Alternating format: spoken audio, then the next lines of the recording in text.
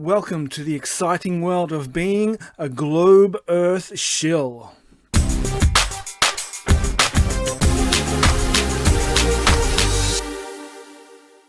Hi there, I'm Wade. In my last video, I admitted that I'm a globe Earth shill, and since then I've received quite a few messages from people asking me how do they themselves become globe Earth shills. So I thought I'd answer them all at the same time by sharing my own experience of becoming a globe Earth shill. Now, there's many different roles in the globe shill network. There's the evidence collectors, the evidence pushers, the debaters, the experts, the suppressors, and my personal favourite, those that collect footage of the dumbest, craziest flat Earth lunatics they can find. Just to discredit flat Earth, of course. And there's many other important shill roles which I won't go into today. All of these roles can be combined in any variation that suits the individual. I can only talk about my own experiences, of course, so in this video I'll share with you how I started out as an evidence pusher and then moved on to becoming an evidence collector. And I'll also show you how I fake my own globe Earth evidence. Now, before you consider becoming a globe Earth shill, there's something you need to know first. Flat Earthers will constantly try and do your job for you, whether it's exposing the Earth's curvature or proving the rotation of the Earth. In fact, some of them are so good at it, they'll directly photograph the curvature of the Earth. Globe Earth shills pretending to be flat Earthers are the worst. Some flat Earthers will even use images they believe to be CGI, cut out a piece they need, and try and use that as flat Earth evidence. Amateurs. Now, if 5 years ago you told me I'd end up on social media arguing with flat Earthers, I'd think you were completely crazy. But that's exactly what happened to me about 2.5 years ago. The complete story of that is for another video. So you've decided to be a globe Earth shill, and you're not sure where to start. I'm going to assume that you already have a basic understanding of science, mainly Earth science and astronomy. You've probably already had a few arguments with flat Earthers, and now you're thinking, what the fuck? I know many of you are already very proficient and quite experienced when it comes to calling out flat Earthers and their ideas. But here we go. The best place to start, I think, as a globe Earth shill, is as a globe Earth evidence pusher. When I first got over the initial shock that, oh my god, most of these flat Earthers are actually serious, they really do believe this shite, I started collecting as much globe Earth evidence as I could find. The lucky thing for us globe Earth shills is that, by some amazing coincidence, when observations are made of the Earth and sky, what is observed matches the globe Earth heliocentric model perfectly. Bonus, huh? It makes being a globe Earth shill really easy. So these next lot of photos aren't my own, but these are some of the photos I used as an evidence pusher. A star trail from Australia showing that there is a second polar region in the southern hemisphere. This beautiful stacked sunset image showing that the sun does not get smaller as it sets. This incredible shot of a ship over the horizon.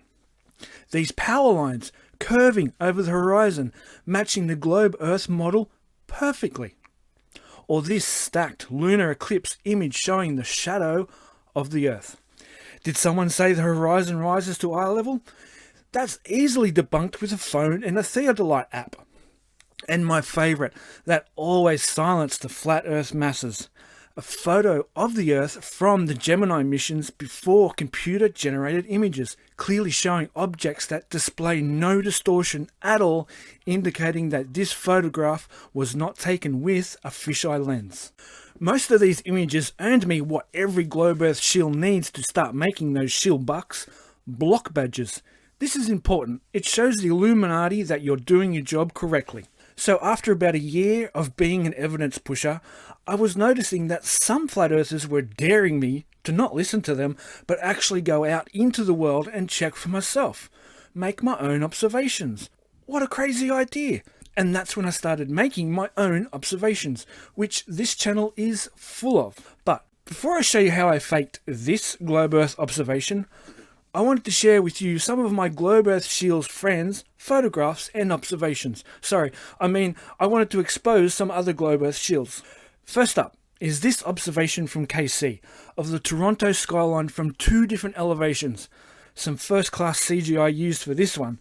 I really don't know how she faked this one, but she's a professional SHILL, so who knows. Next is this photograph from fellow Aussie and my Illuminati liaison, Steve Capscorch. He allegedly snapped this photo while driving, showing that the sun is below the mountain, casting a shadow up onto the clouds above, indicating that the sun is setting. Obvious green screen there, because we all know the sun is 3,000 miles high and could never be below that mountain. Next up is this footage from Scott Meyer he took from an airplane. Look at that, the ground is in twilight, almost dark, but we can still see the sun. I don't understand how this can be happening on a flat level plane. Obvious smoke and mirrors here. This is some professional grade CGI right there. Next we have this photo of the ISS from JMac. He wanted to see if he could photograph the ISS for himself. NASA obviously caught onto this and made sure they had the ISS hologram projector switched on. It's a clever hologram. We can even see the cup holder open. Those NASA deceivers. Keep in mind that all of these photos are from regular people with jobs and families. Nice globe Earth shilling from my good friends.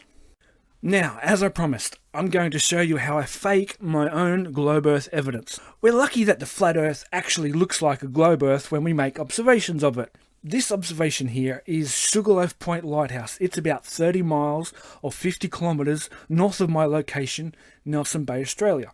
I'm always trying to get footage of this lighthouse because with the right weather conditions and a bit of refraction, the lighthouse becomes visible. So, I took a still frame from this footage. I then found this image of the lighthouse from the beach online. It's not my photo.